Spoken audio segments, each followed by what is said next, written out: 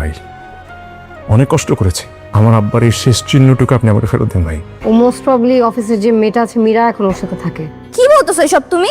এখন তুমি এমন এক করতেছো কেন যে তুমি কিছু জানোই না? সবকিছু যে তোমার কারণে হয়েছে সেটা আমি খুব ভালো মতোই জানি সায়রা ভাবি। না, believe me, trust me, Fahad কোথায় আছে করে আমার কোনো আইডিয়া নেই, আমি কিছুই জানি না।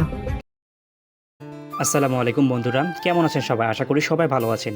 এটা আমাদেরই গল্পর নাটকের 47 নম্বর পর্বটি তো আপনারা সবাই দেখে ফেলেছেন, কিন্তু এরপর কি হতে চলেছে, 48 নম্বর পর্বে কি হবে, গল্পের মোড় কি ঘুরে যাবে, আর এই 48 নম্বর পর্ব ঠিক কবে কখন রিলিজ হবে সব কিছু জানাবো আজকের এই ভিডিওতে।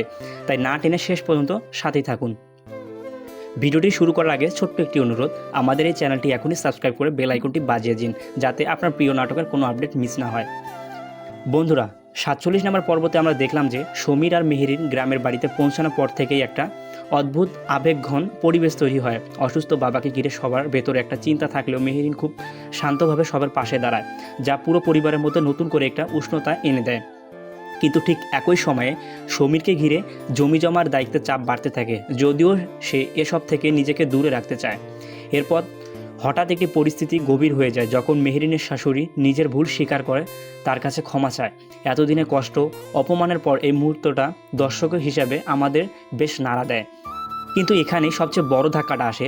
বড় ছেলে ফাহাদ পুরো পরিবারকে না জানিয়ে শহরের বাড়িটা বিক্রি করে দিয়েছে, যার ফলে সবাই প্রায় অসহায় অবস্থায় পড়ে যায়।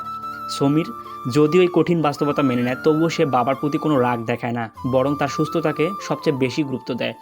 অন্যদিকে পরিবারের ভেতরে কেউ রাগ ফুঁসছে, আবার কেউ সব কিছু ইতিবাচকভাবে দেখার চেষ্টা করছে। আর এই জগতের মেহেরিনের দৃষ্টিভঙ্গি আলাদা হয়ে ওঠার কারণ সে মনে করে কোনো পরিস্থিতি মানুষকে এমন সিদ্ধান্ত নিতে বাধ্য করেছে সেটা না জেনে কোনো বিচার করা ঠিক না। শেষের দিকে আমরা দেখি ধীরে ধীরে সম্পর্কগুলো একটু নরম হতে শুরু করে, কিন্তু ভেতরে একটা অস্থিরতা থেকেই যায়।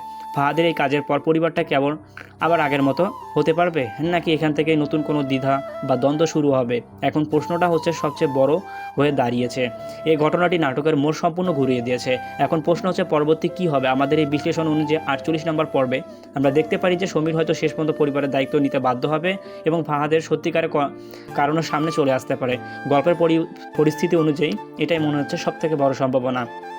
আর আপনারা যারা অধীর আগ্রহে 48 নম্বর পর্বের জন্য অপেক্ষা করছেন তাদের জানিয়ে রাখি, এই পর্বটি আগামী 25শে এপ্রিল দুপুর 12টায় রিলিজ হতে পারে অফিসিয়াল সিনেমাওয়ালা চ্যানেলে। তবে প্রোডাকশন হাউস চাইলে যে কোনো সময় এই শিডিউল পরিবর্তন করতে পারে। আপনার কি মনে হয় পরবর্তী পর্বে কী করতে পারে? আপনার মূল্যবান মতামত কমেন্ট করে জানাবেন। দেখা হবে প্রিয় কোনো নাটকের নতুন ভিডিও নিয়ে। ততক্ষণ পর্যন্ত ভালো থাকুন, সুস্থ থাকুন, আল্লাহ হাফেজ।